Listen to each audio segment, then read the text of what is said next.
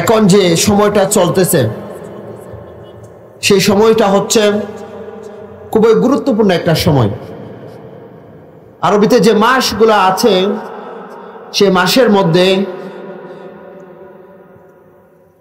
সাইয়্যিদুশ শুহুর, অর্থাৎ এই মাসগুলোর মধ্যে সাইয়্যিদ নেতা মাস হচ্ছে, সবচেয়ে শ্রেষ্ঠ মাস হচ্ছে রমজানুল মুবারক।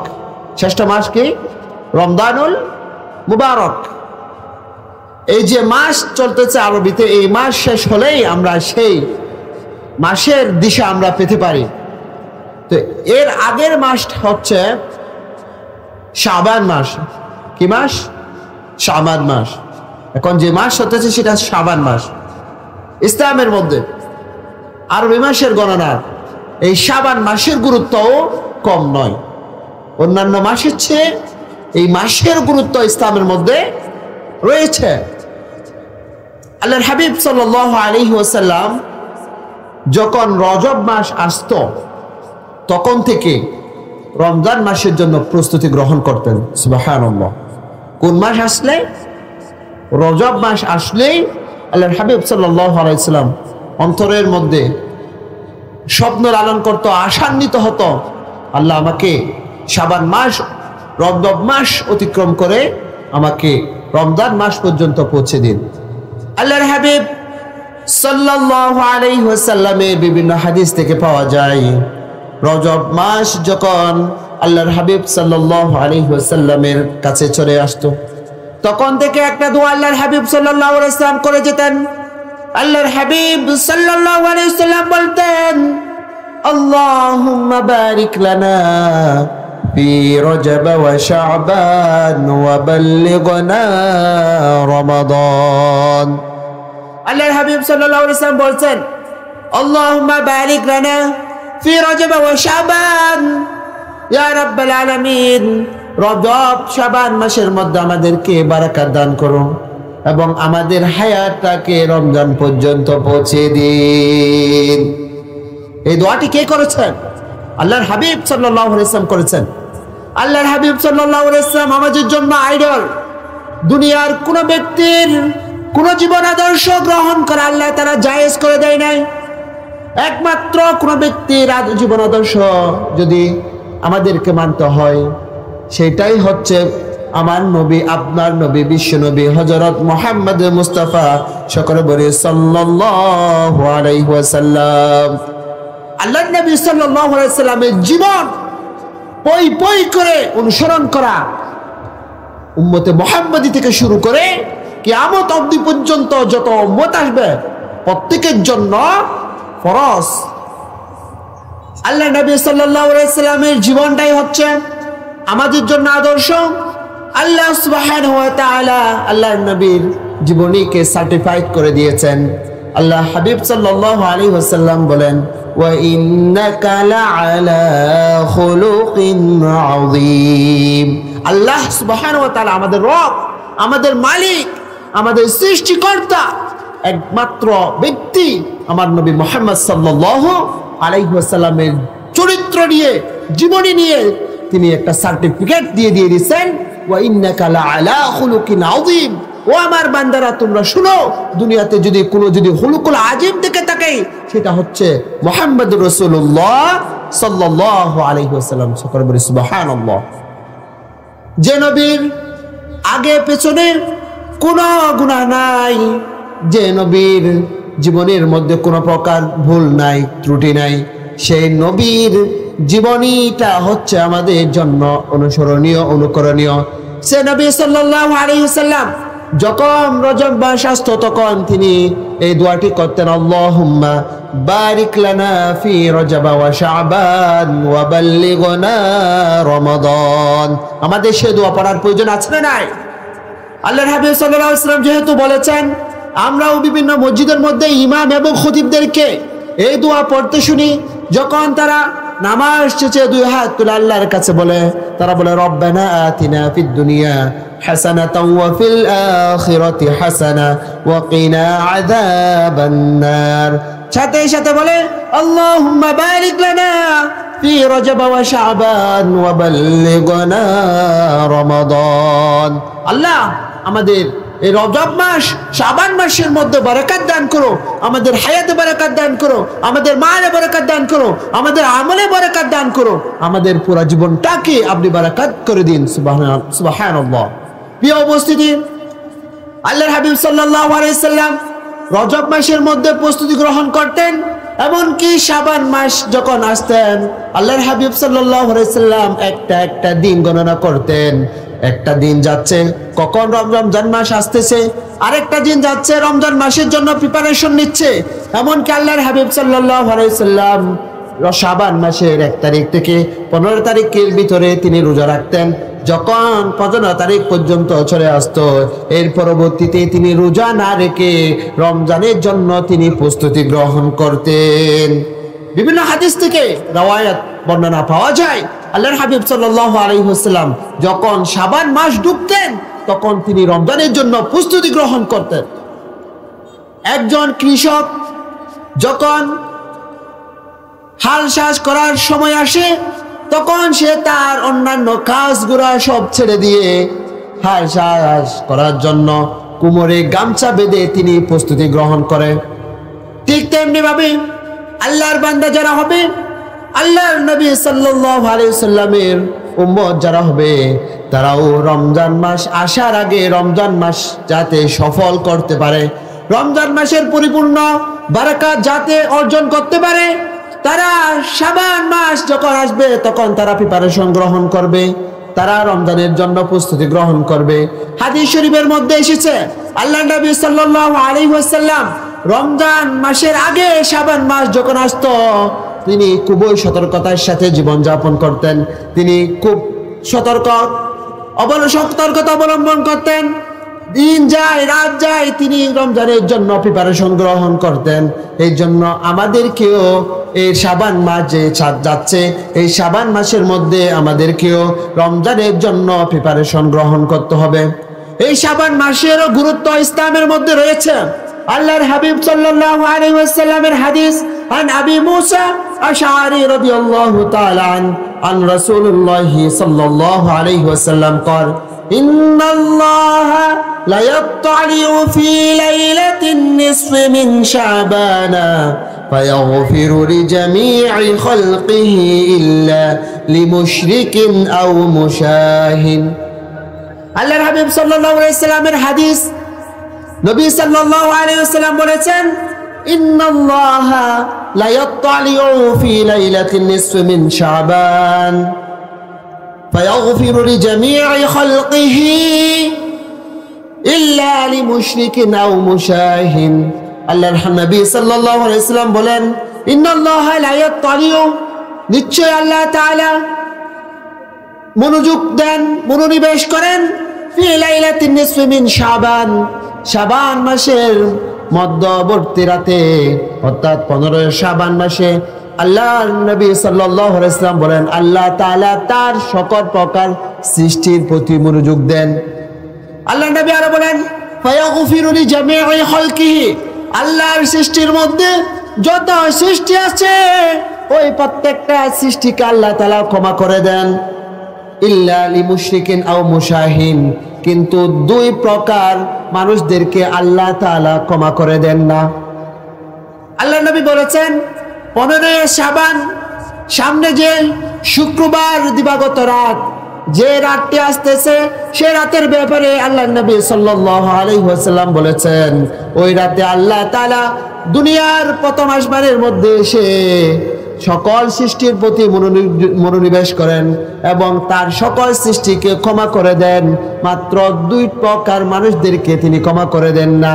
তিনি বলেছেন মুশরিকিন আও মুশাহিনিন, তাদের মধ্যে এক প্রকার ব্যক্তি হচ্ছে যারা মুশরিক, আল্লাহর সাথে শিরিক করে। আরেক প্রকার হচ্ছে আও মুশাহিনিন, যাদের অন্তরের মধ্যে বিদ্বেষ রয়েছে, যাদের অন্তরের মধ্যে হিংসা রয়েছে, যাদের অন্তরের মধ্যে মানুষের পিছনে ঝগড়া লাগিয়ে দেওয়ার মানসিকতা রয়েছে। আল্লাহ তাআলা ওই ব্যক্তিদের ব্যতীত সকল প্রকার সৃষ্টিদেরকে ক্ষমা করে দেন।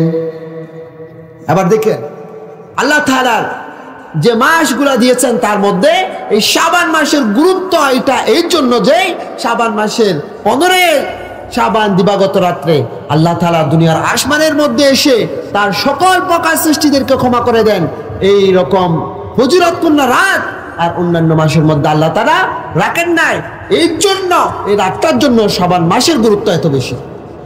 প্রিয় উপস্থিতি, এর জন্য আমাদেরকে সামনে যে শুক্রবার দিবাগত রাত যেটা আসতেছে এটার জন্য আমাদের প্রিপারেশন গ্রহণ করতে হবে। কারণ আমরা দুনিয়ার জীবনযাপন করতে গিয়ে অনেক ভুল ভ্রান্তি করে ফেলি, অনেক পাপ কাজে জড়িত হয়ে যায়, অনেক আল্লাহর অবাধ্যতা কাজ করে ফেলি। আল্লাহ তাআলা যেহেতু ঘোষণা দিয়েছেন ওই রাতের মধ্যে দুনিয়ার আসমানে আল্লাহ তাআলা চলে আসেন এবং তার সৃষ্টির মধ্যে যত প্রকারের সৃষ্টি আছে সব সৃষ্টিকে তিনি ক্ষমা করে দেন। এই জন্য আমাদেরকে ওই রাতে যদি আল্লাহর ক্ষমা যদি আমরা পেতে চাই তাহলে আমাদেরকে 2 প্রকার মানুষদের কাতার থেকে সরে আসতে হবে। একটু চিল্লাই বলুন, কয় প্রকার মানুষ? 2 প্রকার মানুষের কাতার থেকে আমাদেরকে চলে আসতে হবে। এখন আমরা দেখি আমরা আদৌ সে 2 প্রকার মানুষের কাতারে আছি কিনা। আল্লাহ নবী সাল্লাল্লাহু আলাইহি ওয়াসাল্লাম বলেছেন, যদি ওই রাতে তুমি যদি ক্ষমাপ্রাপ্ত হতে চাও, আল্লাহর ক্ষমাপ্রাপ্ত বান্দাদের অন্তর্ভুক্ত হতে চাও, আল্লাহর নবী বলেন তাহলে তোমাকে মুশরিক হওয়া যাবে না, অন্তরে হিংসা বিদ্বেষ পোষণ করা যাবে না। বা দেখেন মুশরিক কারা? মুশরিক যারা শিরিক করে, যারা আল্লাহর সিফতের সাথে অন্য একটা ইলাহ সৃষ্টি করে, অন্য একটা কিছুকে অংশীদারিত্ব বানায়, তাদেরকে মুশরিক বলা হয়। অর্থাৎ আল্লাহর যে সিফতি গুণাবলী আছে সেই গুণাবলীর সাথে কাউকে শরীক করাটাই হচ্ছে শিরিক। যারা শিরিক করবে তাদেরকে মুশরিক বলা হয়। অর্থাৎ যারা ঈমান এনেছে, যারা ঈমানের উপর অটুট থেকেছে, আল্লাহর সাথে কাউকে শরীক করে নাই, তারাই হচ্ছে মুশরিকের কাতার থেকে সরে গেছে, আল্লাহর মুখলেস বান্দাদের অন্তর্ভুক্ত হয়েছে। এখন আমরা সমাজের মধ্যে যদি আমরা দেখি, আমরা কাজে কর্মে কথাবার্তায় বিভিন্ন শিরকি কর্মকাণ্ডের সাথে আমরা লিপ্ত হয়ে যাই। আমাদের দৈনন্দিন জীবনে অনেক শিরকি কাজের সাথে আমরা জড়িত, যেগুলো আমরা জানি না। আমরা বলি সকাল বেলায় যখন আমরা ঘর থেকে বাহির হই, সেই ঘরের মধ্যে যদি একটা খালি ঘোড়া যদি আমার সামনে যদি পড়ে যায়, তখন বলে যে কি আজকের সারা দিনটাই হচ্ছে আমার জন্য ধ্বংস, আজকে দিনে আমার কোনো ভাগ্য হবে না, আজকে আমার দিনটাই হবে খারাপ ভাবে শুরু হয়েছে। এই জন্য যে মন বাসনা আমরা তৈরি করি, যে বিশ্বাস আমরা অন্তরে লালন করি, ওই বিশ্বাসটাই হচ্ছে শিরিক। দিনটা ভালো যাবে কিংবা মন্দ যাবে সেটা একমাত্র আল্লাহ নির্ধারণ করবেন। কোনো খালি গলা, কোনো বিড়াল, কোনো কুকুর, কোনো খারাপ কাজ সামনে হলে তার দিনটা যে খারাপ যাবে সেই বিশ্বাস, সেই আকীদা, সেই মনোবাসনা পোষণ করাটাই হচ্ছে শিরিক। আরো বিভিন্নভাবে আমরা শিরিক করি। আমরা যখন ব্যবসা বাণিজ্যের জন্য উন্নতি কামনা করি, তখন বিভিন্নভাবে আমরা মুহতাজ হই, আমরা বুদ্ধের কাছে যাই, আমরা গণকের কাছে যাই, তাদের কাছ থেকে ফাতর পড়ানি, তাদের কাছ থেকে বিভিন্ন আমরা কর্মকাণ্ড করি। ওইগুলার যদি আমরা বিশ্বাসের সাথে যদি করি, তাহলে আমাদের অন্তরের মধ্যে শিরিকের কিছু গন্ধ ঢুকে গেছে। কারণ কোনো মানুষের উন্নতি সাধন করতে পারে একমাত্র আল্লাহ।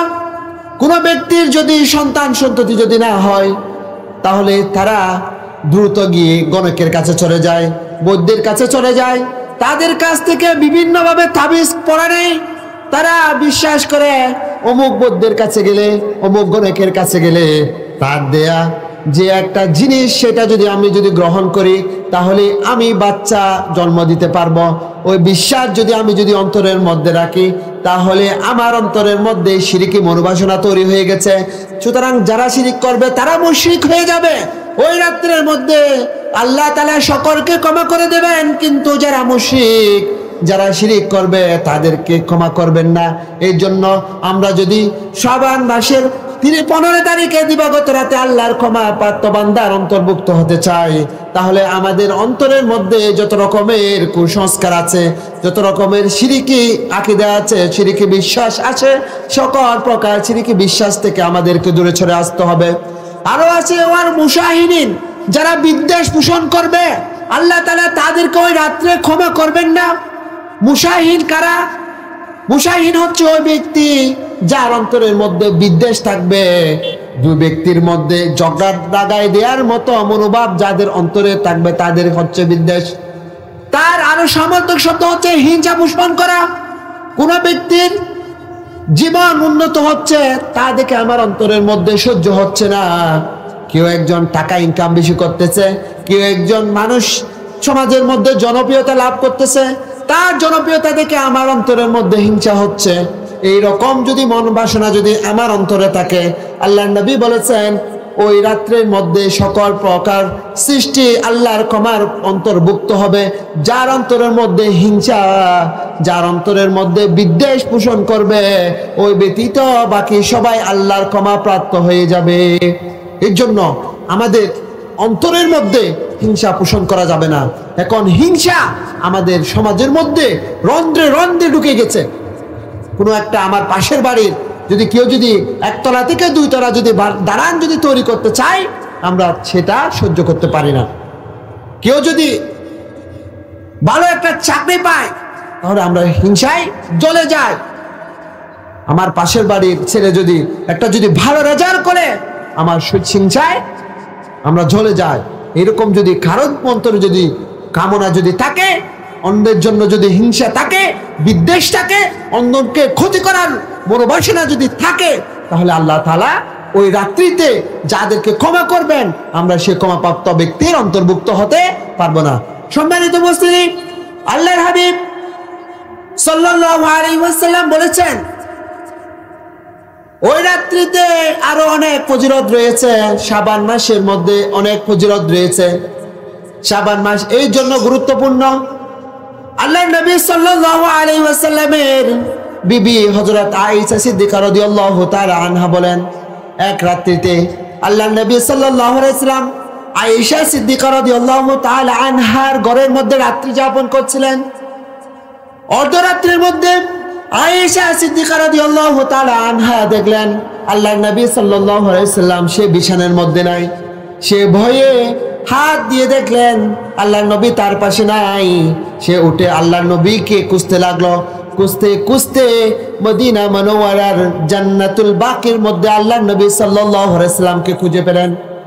খুঁজে পাওয়ার পর আল্লাহর নবী সাল্লাল্লাহু আলাইহি ওয়াসাল্লাম হযরত আয়েশা সিদ্দিকা রাদিয়াল্লাহু তাআলা আনহাকে জিজ্ঞেস করলেন, এ আয়েশা, তুমি কি ভয় পেয়েছো কিনা?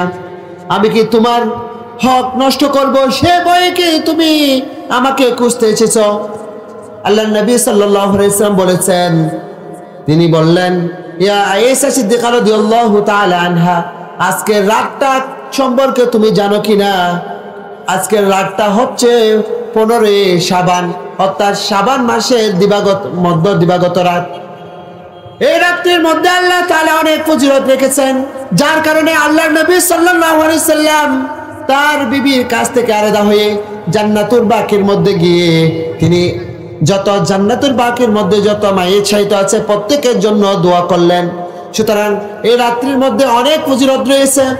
আরো আল্লাহর হাবিব সাল্লাল্লাহু আলাইহি ওয়াসাল্লাম বলেছেন, আল্লাহর নবী সাল্লাল্লাহু আলাইহি ওয়াসাল্লামের সাহাবী ওমর রাদিয়াল্লাহু তাআলা আনহু বলেন, খামসুল লাইলিল্লা ইয়ারদ্দু ফিহিন্না দুআ লাইলাতুল জুমআতি আউয়ালু লাইলাতিন মিন রাজাবি ওয়া লাইলাতুন নিসফি মিন শাবানি ওয়া লাইলাতুল ঈদাইন। ওমর রাদিয়াল্লাহু তাআলা আনহু বলেন, বছরের মধ্যে 5টি রাত খুব বেশি গুরুত্বপূর্ণ, যে রাতের মধ্যে বান্দা যখন কোনো দোয়া আল্লাহর নিকট আরজি পেশ করেন, ওই দোয়া কবুল করা ব্যতীত আল্লাহ ওই বান্দার 2 হাত ফিরিয়ে দেন না। 5টি রাত এমন আছে, ওই 5টি রাতের মধ্যে যখন আল্লাহর কাছে বান্দা কোনো কিছু চাই, ওই বান্দার চাহনিটা আল্লাহ ফিরিয়ে দেন না, আল্লাহ তাআলা ওই দোয়া কবুল করে ছাড়েন। ওমর রাদিয়াল্লাহু তাআলা আনহু বলেছেন, তার মধ্যে প্রথম রাত হচ্ছে লাইলাতুল জুমআতি, জুমার রাত। জুমার রাতের মধ্যে বান্দা যখন আল্লাহর কাছে দুই হাত তুলে ফরিয়াদ করে, আল্লাহর নবী সাল্লাল্লাহু আলাইহি ওয়াসাল্লামের সাহাবী বলেন, উমর রাদিয়াল্লাহু তাআলা আনহু বলেন, ওই রাত্রিতে যখন আল্লাহর নিকট কোনো বান্দা চায়, আল্লাহ তার দুই কানে হাত শূন্যভাবে ফিরিয়ে দেন না, অবশ্যই অবশ্যই তার দোয়া কবুল করে নেন। এই জন্য যখন জুমার রাত আসবে আমরা ইবাদতে মশগুল থাকবো। আমাদেরকে আল্লাহর নিকট ধারণা দিতে হবে, আল্লাহর নিকট ক্ষমা চাইতে হবে। যদি আমরা সেভাবে যদি আল্লাহর নিকট চাইতে পারি, আল্লাহর নবী সাল্লাল্লাহু আলাইহি ওয়াসাল্লাম বলেছেন, ওই রাত্রিতে যখন আল্লাহর নিকট কোনো কিছু চাওয়া হয় তখন আল্লাহ তাকে খালি হাতে ফিরিয়ে দেন না। আমরা চাইবো প্রতিটি জুমাবারে আল্লাহর নিকট গিয়ে দুই হাত তুলে আমাদের যা যা চাহিদা আছে প্রত্যেকটা চাহিদা আল্লাহর নিকট আমরা পেশ করে যাব। দ্বিতীয় রাত হচ্ছে আল্লাহ নবী সাল্লাল্লাহু আলাইহি ওয়াসাল্লাম বলেছেন, লাইলাতুন আউয়ালু লাইলাতিন মিনার রজব, রজব মাসের প্রথম রাত যখন শুরু হয়, ওই রাতের মধ্যে আল্লাহর নিকট যখন বান্দারা চায়, আল্লাহ সুবহানাহু ওয়া তাআলা তার চাহনিকে শূন্যভাবে ফিরিয়ে দেন না। সে যা চায় আল্লাহ তাআলা তার প্রত্যেকটা চাহনিকে কবুল করে তাকে ধন্য করে দেন। দ্বিতীয় রাত কি? দ্বিতীয় রাত হচ্ছে রজব মাসের প্রথম রাত। প্রথম হচ্ছে জুমার রাত, দ্বিতীয় হচ্ছে রজব মাসের প্রথম রাত, তৃতীয় হচ্ছে আল্লাহর হাবিব সাল্লাল্লাহু আলাইহি ওয়াসাল্লাম বলেন, ওয়ালাইলাতুন নিসফি মিন শাবান, শাবান মাসের মধ্য রজনী যেটা আছে অর্থাৎ 15 শাবান দিবাগত রাত্রে যখন আল্লাহর নিকট বান্দারা চাইবে, আল্লাহ তাআলা প্রত্যেকটা বান্দার যা চায় তা প্রত্যেকটা দোয়া কবুল করে দেন। সুবহানাল্লাহ। সামনে আসতেছে সে রাতটি, সামনে আসতেছে শুক্রবার দিবাগত রাত, সে রাত যে রাত্রের মধ্যে বান্দা যখন চাইবে আল্লাহ তাআলা তার প্রত্যেকটা চাহিদাকে আল্লাহ কবুল করে দেবেন। এর জন্য আমরা প্রিপারেশন নেব, আমরা প্রস্তুতি গ্রহণ করব। সেই রাতের মধ্যে আমরা আমাদের যা যা চাহিদা আছে, আমার টাকা রাখবে, পয়সা রাখবে, আমার ধন সম্পত্তি রাখবে, আমার আরো যা যা প্রয়োজন, একনিষ্ঠ দিলে যখন আল্লাহর নিকট আমরা চাইতে পারবো, আল্লাহ তাআলা আমাদের ওই প্রত্যেকটা দোয়াকে কবুল করে নেবেন। আল্লাহ নবী সাল্লাল্লাহু আলাইহি ওয়াসাল্লাম আরো বলেছেন যে 5টা রাত্রির মধ্যে সর্বশেষ যে 2 রাত, যে রাতের মধ্যে আল্লাহর নিকট চাওয়া হলে আল্লাহ তাদেরকে খালি হাতে ফিরিয়ে দেন না। আল্লাহ নবী সাল্লাল্লাহু আলাইহি ওয়াসাল্লাম বলেছেন, ওয়ালাইলাতিল ঈদাইন, 2 ঈদের রাত, 2 ঈদের রাতের মধ্যে ঈদুল ফিতর এবং ঈদুল আযহা, ওই 2 ঈদের রাতের মধ্যে যখন আল্লাহর নিকট বান্দা কাকুতি মিনতি সহকারে যখন চাইবে, আল্লাহ তাআলা তাদের চাহনিগুলা প্রত্যেকটা আল্লাহ তাআলা কবুল করবেন। এখন আমরা কি করি? এই রাতগুলা যখন আসে আমরা আমোদ প্রমোদ ভাবে রাতগুলা কাটিয়ে দিই, কাল তামাশায় কাটিয়ে দিই। যখন জুমার রাত্রি আছে ভালো মন্দ খেয়ে আমরা সারা রাত টেলিভিশনের সামনে বসে আমরা টেলিভিশন দেখি, আমরা সারা রাত মোবাইল নিয়ে ব্যস্ত থাকি। অথচ আল্লাহ নবী সাল্লাল্লাহু আলাইহি ওয়াসাল্লাম বলেছেন, সে রাতগুলোর মধ্যে বান্দা যখন আল্লাহর নিকট চাইবে, সব কাজকর্ম থেকে ফারেক হয়ে আল্লাহর নিকট যখন তারা ধারণা দিবে, যখন কাকুতি মিনতি সহকারে আল্লাহর নিকট চাইবে, আল্লাহ তাদের প্রত্যেকটা দোয়া কবুল করবেন।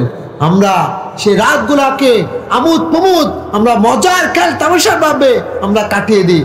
যখন এই যে সামনে রাতগুলো আসবে, লাইলাতুন নিসফু মিন শাবান, শাবান মাসের মধ্য রজনী যখন আসবে, তখন আমরা কি করি?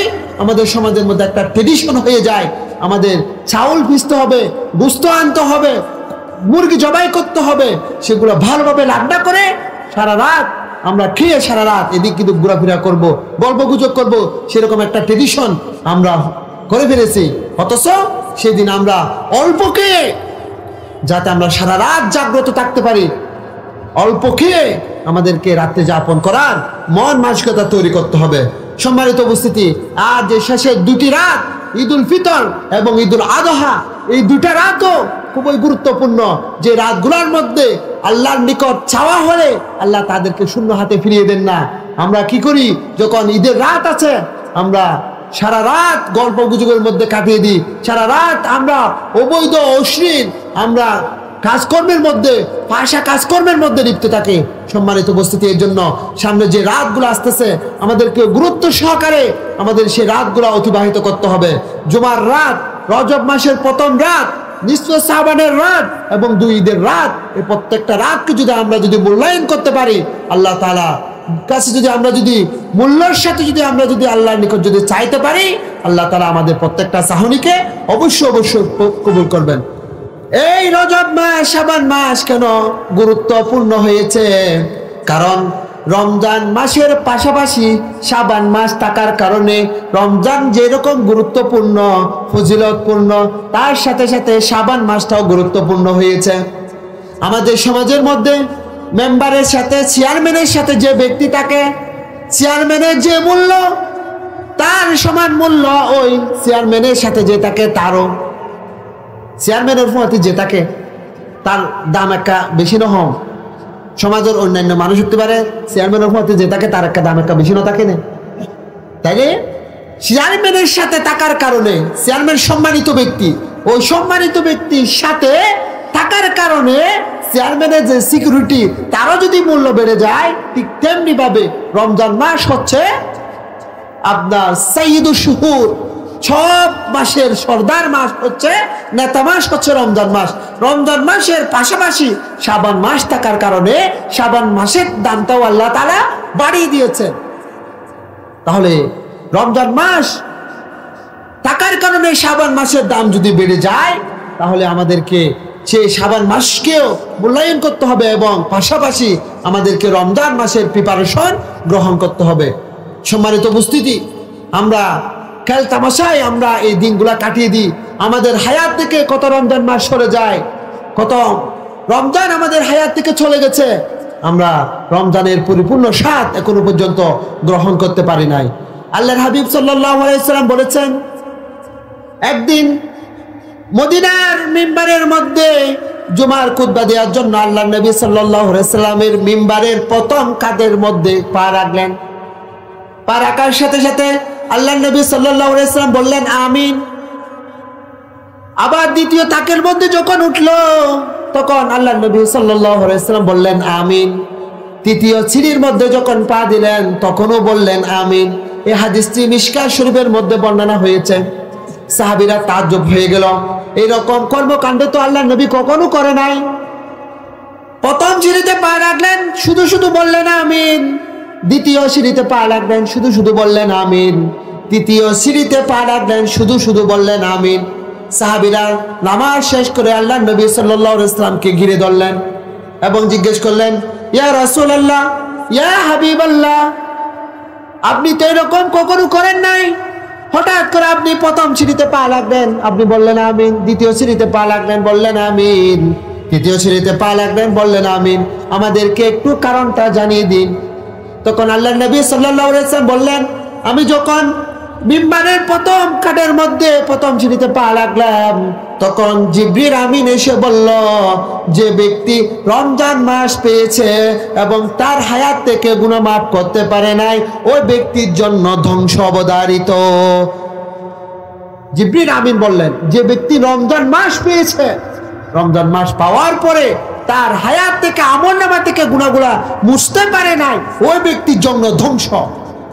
তো বিশ্বনবী বললেন, আমি ওই জিবরিল আমিনের দোয়ার সাথে বললাম আমিন। তখন আল্লাহ নবী বললেন, যখন আমি মিম্বারের দ্বিতীয় সিঁড়িতে পা রাখলাম, তখন জিবরিল আমিন এসে বললেন, নবী সাল্লাল্লাহু আলাইহি সাল্লামের নাম উচ্চারণ হওয়ার পর যে ব্যক্তি নবীর উপর দুরূদ প্রেরণ করবে না, তার জন্য ধ্বংস। বিশ্বনবী সাল্লাল্লাহু আলাইহি সাল্লাম বললেন আমিন। অর্থাৎ যে ব্যক্তি আল্লাহর নবী সাল্লাল্লাহু আলাইহি ওয়াসাল্লাম মুহাম্মদুর রাসূলুল্লাহ সাল্লাল্লাহু আলাইহি সাল্লামের নাম শোনার পর সাল্লাল্লাহু আলাইহি সাল্লাম বলে নাই, জিবরিল আমিন বললেন, ওই ব্যক্তির জন্য ধ্বংস অবধারিত। আমরা বিভিন্ন মজলিসের মধ্যে আল্লাহর নবীর নাম স্মরণ করি, আমরা হাঁটতে উঠতে বিভিন্ন জায়গাতে আল্লাহর নবীর নাম শুনি।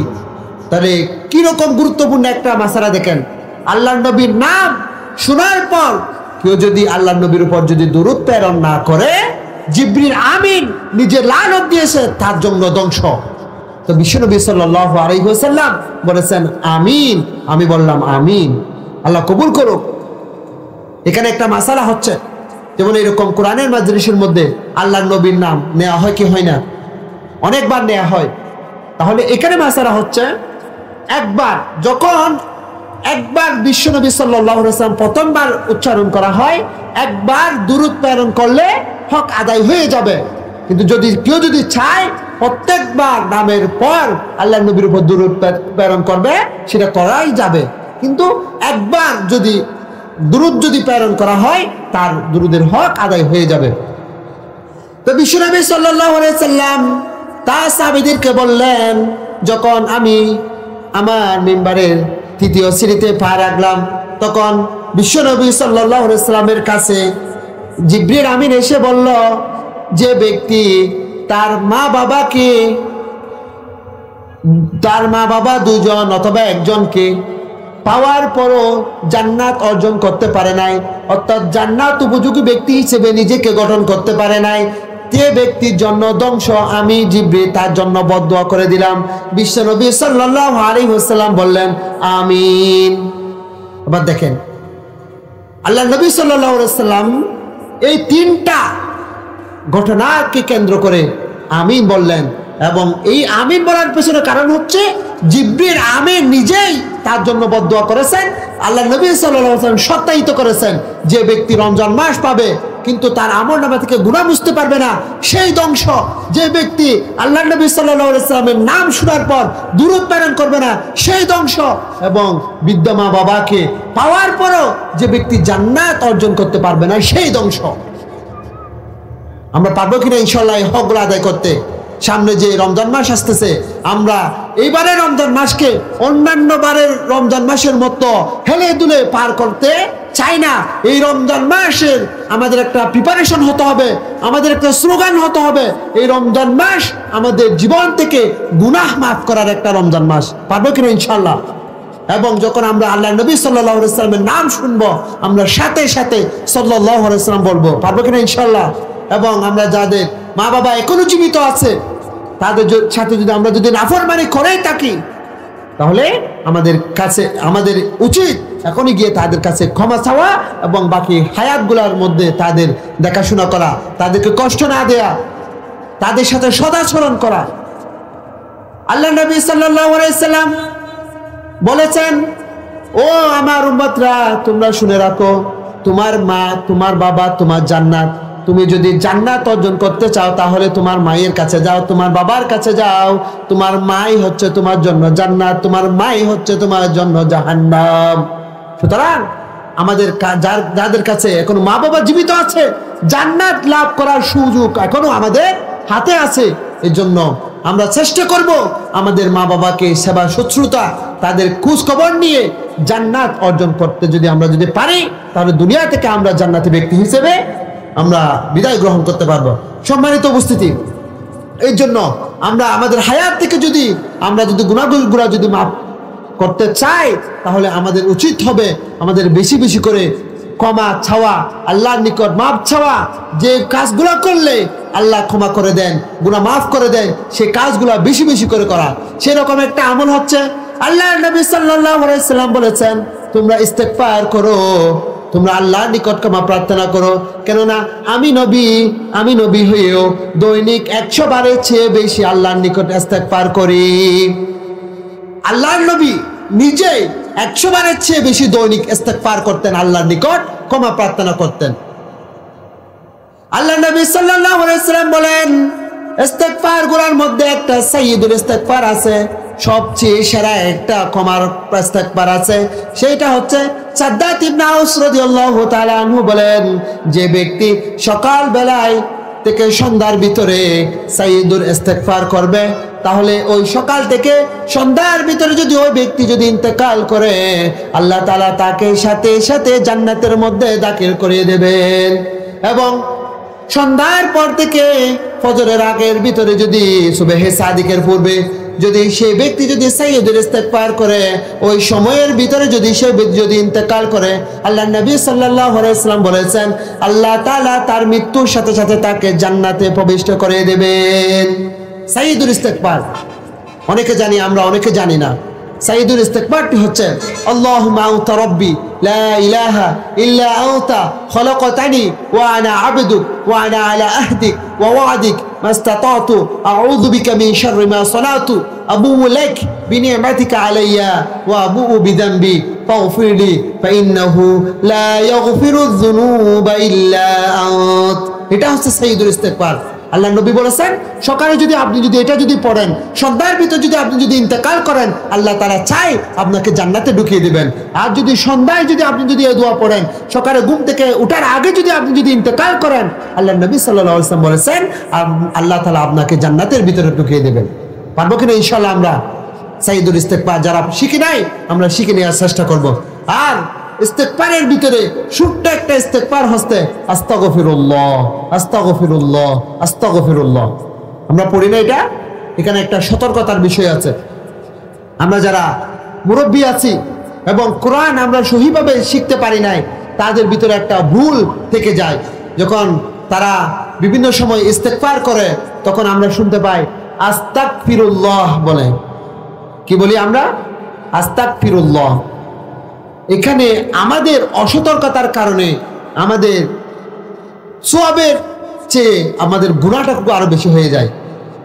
হাদিস শরীফের মধ্যে রয়েছে কোরআনের এমন কিছু পাঠক আছে যাদেরকে কোরআন লানত দেয়। কোরআনের এমন কিছু পাঠক আছে কোরআন পাঠ করলে সওয়াব নাকি গুনাহ, কোরআন পাঠ করলে লাভ হবে নাকি ক্ষতি হবে। আল্লাহর নবী সাল্লাল্লাহু আলাইহি ওয়াসাল্লাম বলেছেন কোরআনের এমন কিছু পাঠক আছে, এমন কিছু কোরআন তেলাওয়াতকারী আছে যে তেলাওয়াতকারীকে কোরআন নিজে লানত দেয়। নাউযুবিল্লাহ। তারা কারা? তারাই হচ্ছে ওরা যারা কোরআনকে সহি শুদ্ধভাবে তেলাওয়াত করে না। তারা কোরআন সহি শুদ্ধভাবে পড়ার প্রয়োজন আছে না নাই?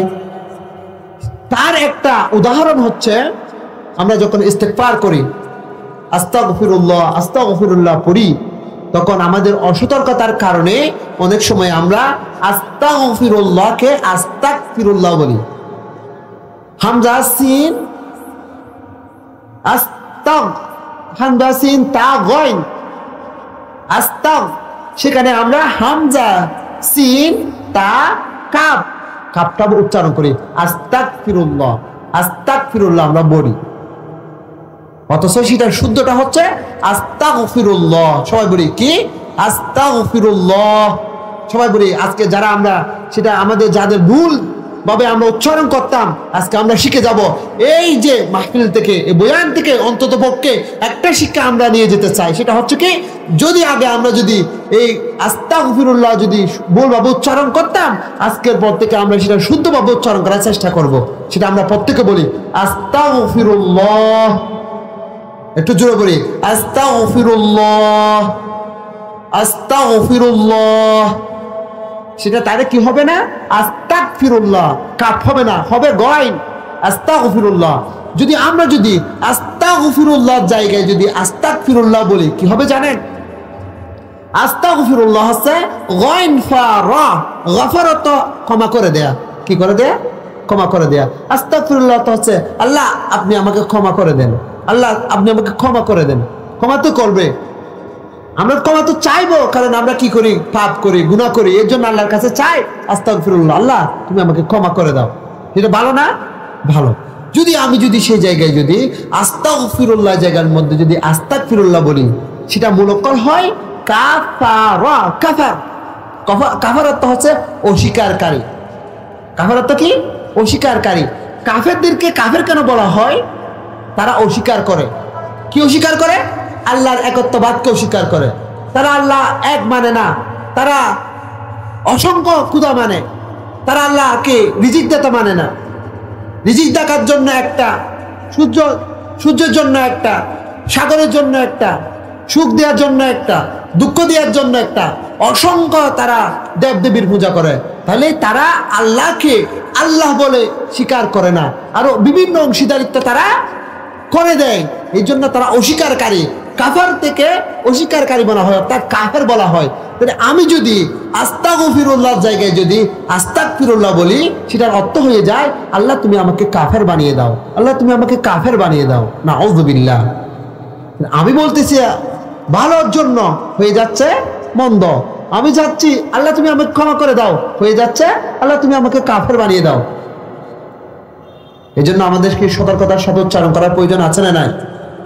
এই জন্য আল্লাহ নবী সাল্লাল্লাহু আলাইহি ওয়াসাল্লাম বলেছেন, কোরআনের এমন কিছু পাঠক আছে যাদেরকে কোরআন লানত দেয়।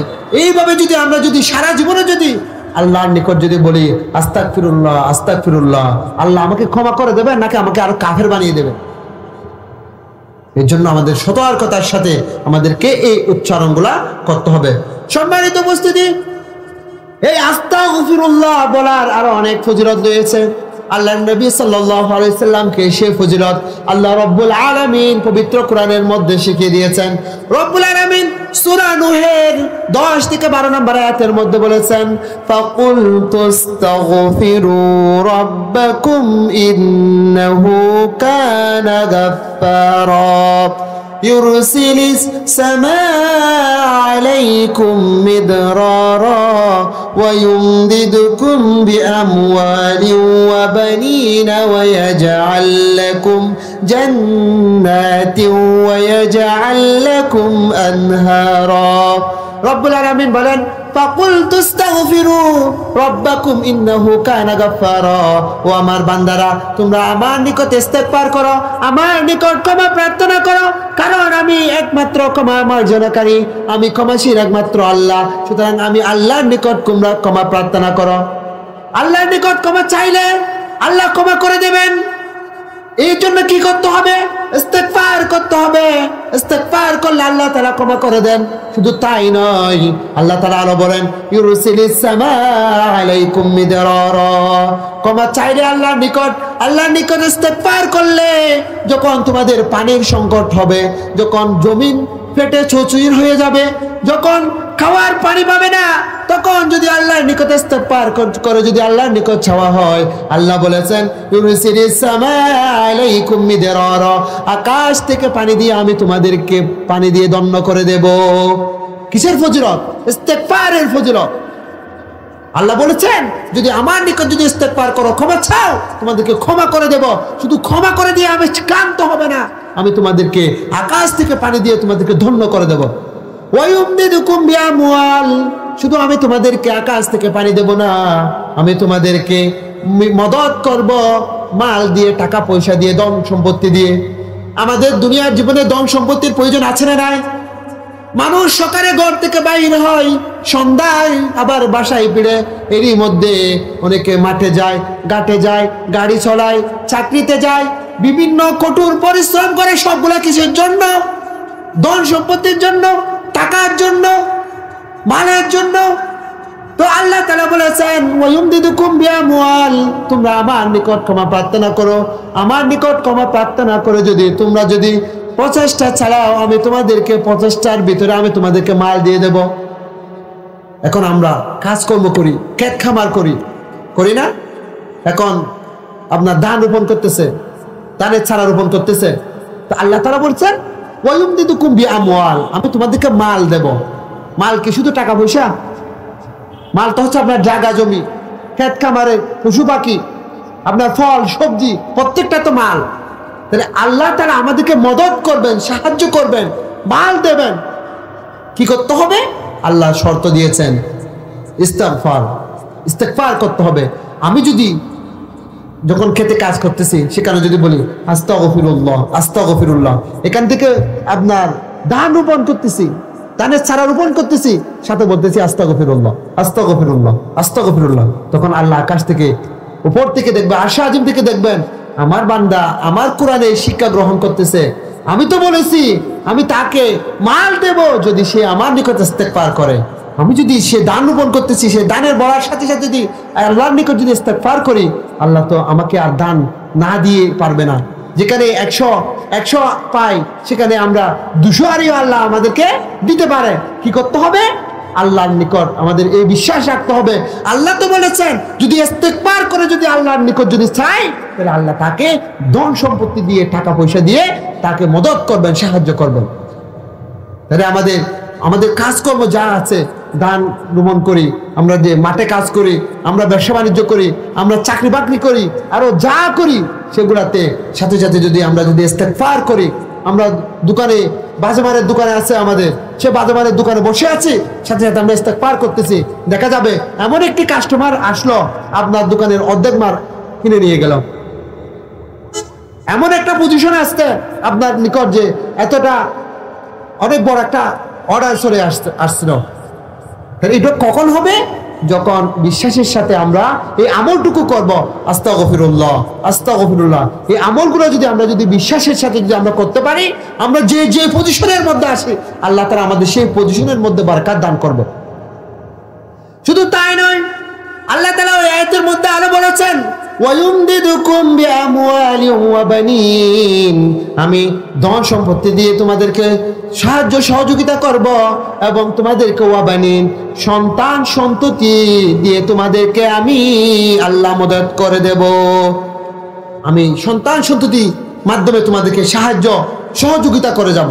সম্মানিত উপস্থিতি, এর জন্য আমাদের যদি আল্লাহর নিকট যদি চাওয়া হয়, অবশ্যই আমাদেরকে আল্লাহর নিকট চাওয়ার জন্য একনিষ্ঠ মন নিয়ে ইস্তেগফার করে যদি আমরা যদি আল্লাহর নিকট চাইতে পারি, আল্লাহ যে ওয়াদা করেছেন অবশ্যই সেই দোয়া, সে ওয়াদা আল্লাহ তাআলা আমাদের প্রতি পূরণ করবেন। তাহলে আমরা পারবো কিনা? ইনশাআল্লাহ আমরা সদা সর্বদা আমরা আল্লাহর নিকট ইস্তেগফার করব। আর সামনে যে রমজান মাস আসতেছে, সেই রমজান মাসটাকে আমরা একটা ফজিলতপূর্ণ সেই রমজানের পরিপূর্ণ বরকত যদি আমরা যদি পেতে চাই, আমাদেরকে গুনাহমুক্ত একটা জীবন পেতে হবে। সুতরাং গুনাহমুক্ত যদি জীবন যদি আমরা যদি পেতে চাই, আমরা আল্লাহর নিকট আমাদের ইস্তেগফার করতে হবে। আর সেই ইস্তেগফারের মধ্যে সর্বশ্রেষ্ঠ একটা ইস্তেগফার হচ্ছে সাইয়্যিদুল ইস্তেগফার। যে সাইয়্যিদুল ইস্তেগফারের ফজিলত হচ্ছে সকালে পড়লে বিকারের ভিতর যদি ইন্তেকাল করেন, আল্লাহ আপনাকে জান্নাতে নিয়ে যাবেন। আর যদি বিকারে পড়েন, রাত্রে সকালে ঘুম থেকে ওঠার আগে যদি ইন্তেকাল করেন, আল্লাহ তাআলা আপনাকে জান্নাতে দিয়ে দেবেন। আল্লাহ আমি যদি এই আমল করার কারণে যদি আল্লাহ যদি আমাকে যদি জান্নাতে ঢুকাই দেয়, তাহলে আল্লাহর কোনো ক্ষতি আছে? আমরা যদি একনিষ্ঠ মন নিয়ে যদি এই আমলগুলো করতে পারি, সকালে পড়বো, বিকালে পড়বো, প্রত্যেকদিন যদি কন্টিনিউয়াস এই আমলটুকু যদি করতে পারি, এই আমলের উচিরাই তো আল্লাহ আমাদেরকে জান্নাত দিতে পারে। পারে কি পারে না? যেহেতু আল্লাহর নবী বলেছেন, এর জন্য আমরা চেষ্টা করবো এই আমলগুলো করে দেওয়ার জন্য।